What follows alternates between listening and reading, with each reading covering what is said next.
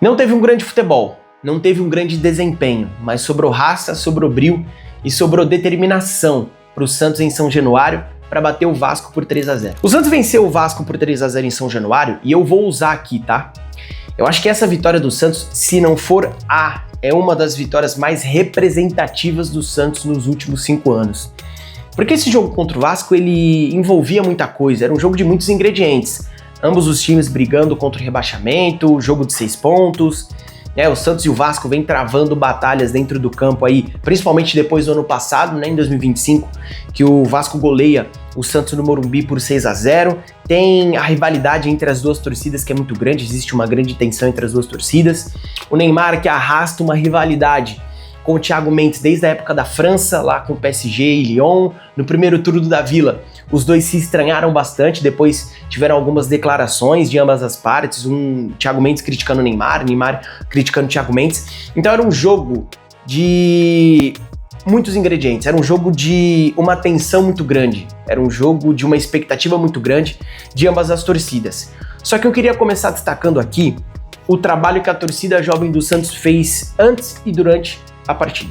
Porque depois que o Santos é batido pelo Atlético Paranaense na Vila Belmiro, na última rodada do Brasileiro, a torcida jovem foi até o CT para trocar uma ideia com os jogadores, para trocar uma ideia com os jogadores para saber o que estava acontecendo, do que os jogadores precisavam para que o Santos ele pudesse começar a caminhar dentro dessa temporada, para que o Santos começasse a sair desse marasmo que ele se enfiou, principalmente dentro do Campeonato Brasileiro. E os jogadores do Santos passaram uma visão para a torcida jovem e é muito legal esse papo que a torcida resolveu trocar com os jogadores, porque a gente já viu alguns episódios da torcida jovem indo no CT, ameaçando os jogadores, tendo uma cobrança mais forte, mas dessa vez eles foram simplesmente trocar uma ideia. E os jogadores do Santos passaram uma visão muito legal para a jovem, dizendo que tinha muita gente dentro do vestiário, dizendo que tinha muita coisa acontecendo lá dentro, que estava atrapalhando o desempenho dos jogadores dentro do campo. E a torcida jovem trocou essa ideia com os jogadores e voltou depois ainda para bater o martelo com o Marcelo Teixeira e falar: olha, tem que mudar aqui, tem que mudar ali, tem que mudar A, tem que mudar B. E o Marcelo Teixeira atendeu a essas exigências da torcida jovem. E ao que me parece, tudo isso que aconteceu durante essa semana influenciou positivamente nesse jogo em que o Santos venceu o Vasco por 3-0. Quero destacar aqui também o trabalho que eles fizeram dentro de São Januário. Porque antes da partida eu tava vendo um vídeo que eles soltaram no Instagram da torcida jovem, que o presidente da jovem, o Gé, ele fala assim, é decisão. É um jogo onde a gente precisa ir lá e precisa apoiar o Santos. A virada de chave do Santos começa com a gente. A gente tem que ir lá e fazer a diferença. E os caras fizeram a diferença nas arquibancadas. Durante todo o jogo eu consegui ouvir a torcida jovem gritando, cantando. São Januário ficou bem quietinho, né? São Januário tem aquela fama de que a barreira vai virar baile e que não sei o quê. São Januário ficou bem quietinho. Eu só consegui escutar a voz da torcida jovem cantando e apoiando os jogadores do Santos. Então, parabéns à torcida jovem. O trabalho que vocês fizeram antes e durante a partida foi um trabalho fenomenal, excepcional e, de fato, a virada de chave do Santos começa por vocês. Então, eu deixo aqui isso registrado, os meus parabéns para a torcida jovem do Santos. E aí a gente vai para a partida. Tinha uma dúvida em relação ao time do Santos que iria a campo, porque o Gabriel Bontempo ele se machuca durante a partida contra o Maracá, e o Roleiser naturalmente entra no lugar dele, porque naturalmente é o substituto do Gabriel Bontempo no meio de campo. O Roleiser entra no final do primeiro tempo, faz uma baita partida no segundo tempo. E aí eu e 100% dos santistas achávamos que o Roleiser ele iria começar jogando essa partida.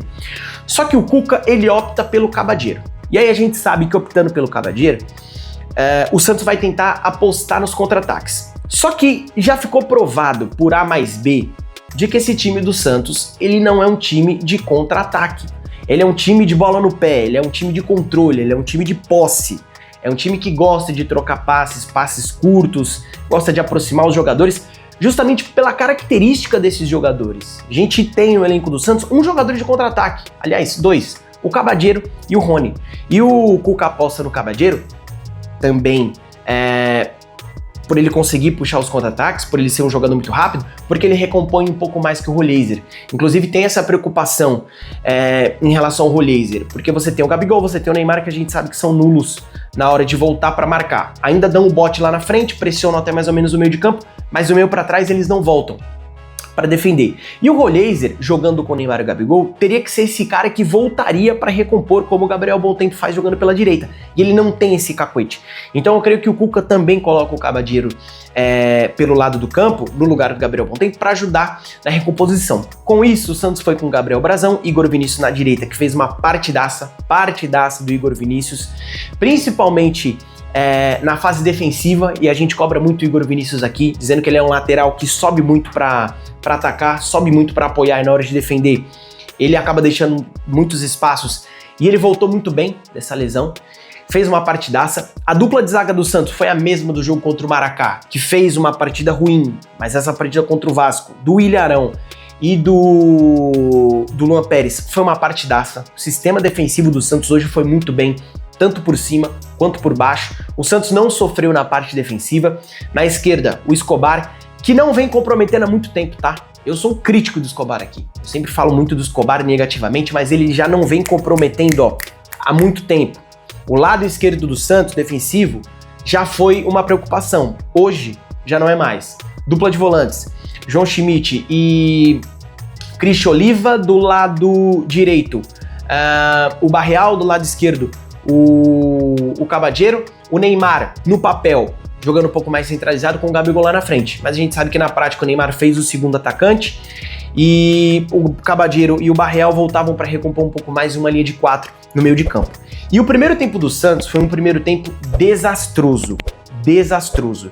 Porque o Vasco tinha mais posse, o Vasco tinha mais controle, o Vasco tinha mais volume de jogo. Porém, o Vasco não conseguia criar. O Vasco não conseguia chegar com perigo, muito por conta do ótimo jogo defensivo que a primeira linha defensiva do Santos fez. Os dois volantes do Santos deram muitos espaços no meio de campo, muitos espaços da intermediária. Com isso, o Vasco conseguia chegar ali na frente do Santos trabalhando bem a bola, só que não conseguia penetrar a defesa do Santos. Então eles abriam o jogo do lado esquerdo com o Piton, abriam o jogo do lado direito com o Paulo Henrique, pelo lado direito também joga aquele ponta do Vasco, você lembra o nome dele, Titi? Andrés Gomes, joga o Andrés Gomes também, então ele faz ali uma dobradinha com o Paulo Henrique e foi pelo lado direito onde o Vasco tentou atacar mais o Santos, que soa um tanto quanto curioso, porque o Cuca coloca o Cabadeiro para defender do lado esquerdo e o Cabadeiro não foi tão necessário assim para defender, para recompor. Então eu acho que até se ele começasse com o Rollheiser, o Santos não sofreria tanto na recomposição, porque o lado mais forte do Vasco é o lado direito. E o Santos não conseguia segurar a bola, o Santos não conseguia ter a posse, o Santos apostava em muitos chutões, em muita correria de jogadores que não conseguem correr, como eu falei, esse time do Santos é de contra-ataque. Só o Cabadeiro teve umas 2, 3 situações de escape pelo lado direito, em bolas longas para ele, aí é o jogo dele, atacar os espaços, atacar a velocidade. E o Santos se resumia a isso. Só que mesmo fazendo um jogo pobre, um jogo ruim tecnicamente, muitos erros individuais, erros de passe, os jogadores do Santos não estavam conseguindo se movimentar, jogar próximos uns aos outros, a melhor chance do jogo foi do Gabigol. Uma bola que bate, rebate, sobra no Barreal, ele toca de cabeça pro Gabigol, cara a cara com o Léo Jardim, ele chuta pra fora.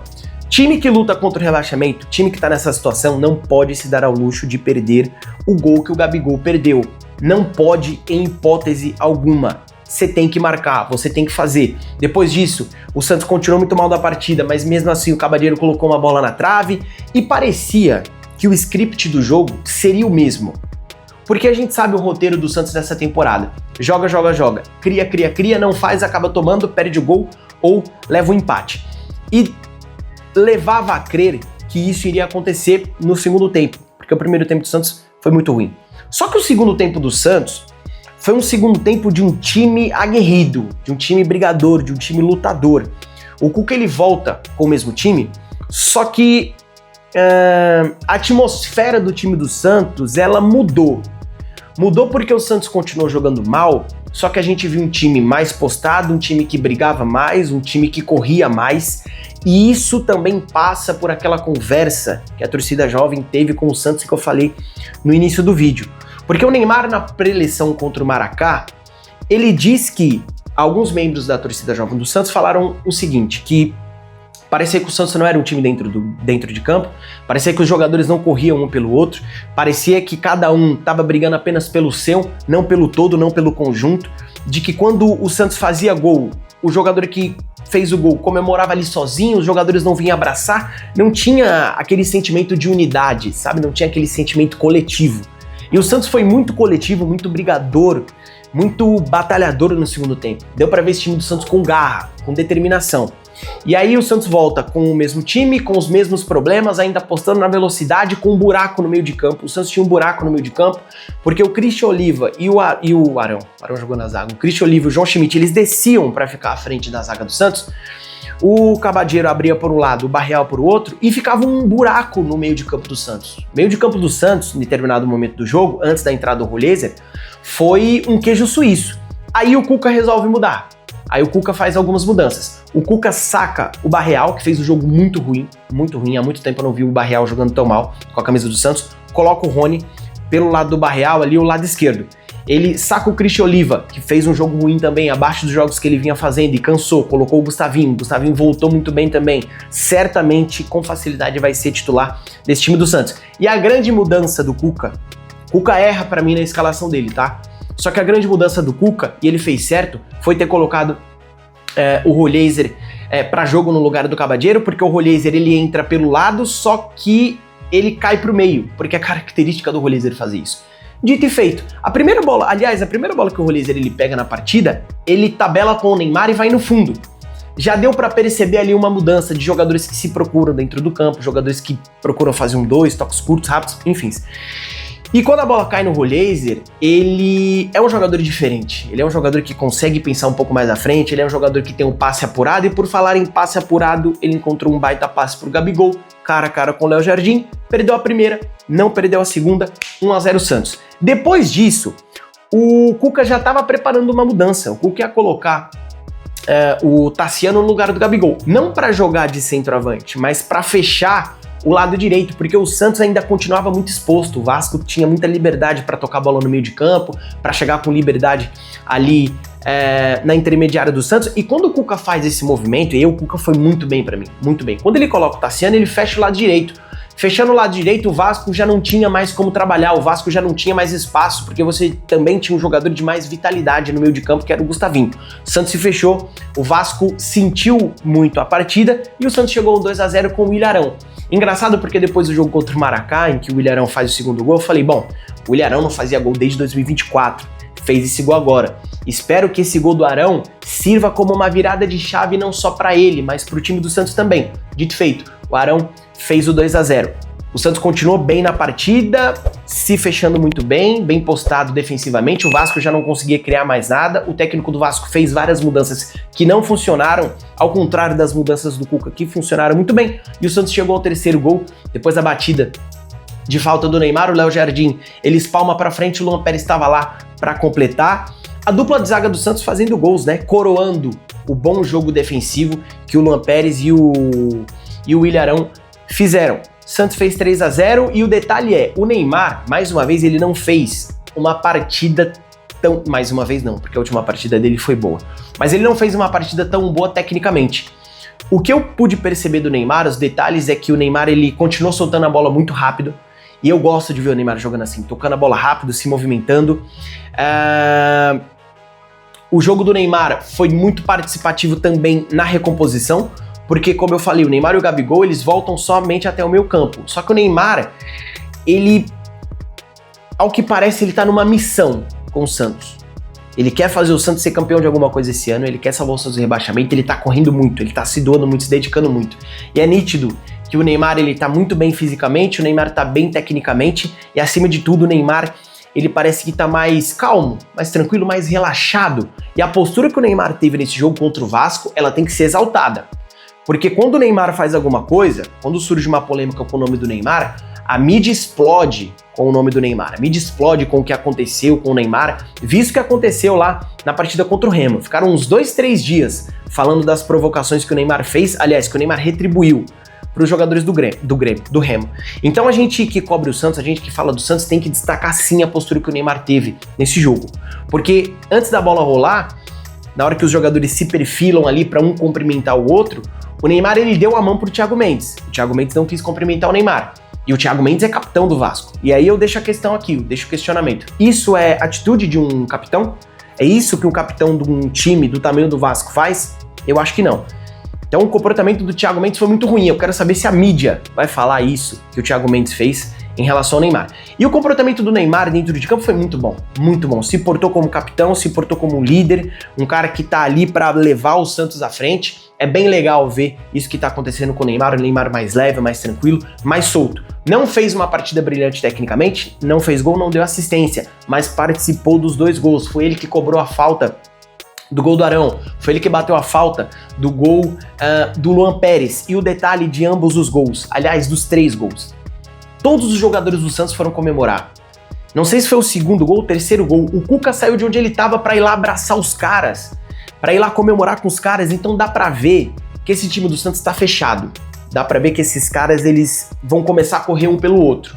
E jogando dessa forma, jogando dessa maneira, se o Santos conseguir aliar esse espírito coletivo que esses jogadores estão demonstrando com a parte técnica e coletiva, parte tática também, obviamente, eu acho que vai dar samba em alguma coisa aí. Acho que vai dar bom em alguma coisa aí. Não quero aqui tirar os pés do chão, não quero aqui subir em salto alto. A torcida do Santos tem que continuar com a barba de molho, porque a briga do Santos ainda é contra o rebaixamento. Vamos ver o que vai acontecer na Sul-Americana, vamos ver o que vai acontecer na Copa do Brasil. Mas se o Santos continuar dessa maneira, se o Santos continuar com esse espírito coletivo, se o Santos continuar tendo jogadores que correm um pelo outro, ali como eles fizeram nesse jogo contra o Vasco, pode dar bom sim. E aí vamos ver o que vai acontecer com o Santos. Mas fato é, baita vitória do Santos, vitória gigantesca do Santos. O Santos fez valer o time que tem, que é melhor que o time do Vasco. Não fez uma grande partida, mas como eu falei, sobrou raça, sobrou garra, sobrou determinação. E o Santos, quem sabe, pode ter essa virada de chave em 2026 a partir desse jogo contra o Vasco. O Santos vai dormir fora da zona de rebaixamento, tem jogo contra o Maracá na quinta-feira. O Cuca, para mim, tem que levar os reservas. O Cuca tem que levar os reservas pro Equador. O foco do Santos é domingo contra o Mirassol, na Vila Belmiro. Mirassol que vai jogar no Equador também contra a LDU. Depois tem que vir para Santos. Então o Mirassol também não sei qual vai ser o planejamento do Mirassol, mas pode chegar muito cansado para essa partida. E se os titulares do Santos estiverem descansados, prontos para esse jogo contra o Mirassol, vai dar bom. Se o Santos conseguir fazer essa sequência de 6 pontos em 2 jogos, acho que dá para ir mais tranquilo pro jogo contra o Palmeiras no Allianz, e a gente vai ver o que vai acontecer na Copa do Brasil. Fechou, rapaziada? Fato é que baita final de semana pro torcedor santista. O santista vai começar a semana com o pé direito, vai começar a semana daquele jeito. E é isso, para você que curte, gosta do conteúdo do Camisa 3, curte, comenta, compartilha, se inscreve no canal, dá um hype, dá uma força pro Camisa 3 continuar crescendo para que a gente possa falar do Santos. Fechou, rapaziada? Tamo juntasso!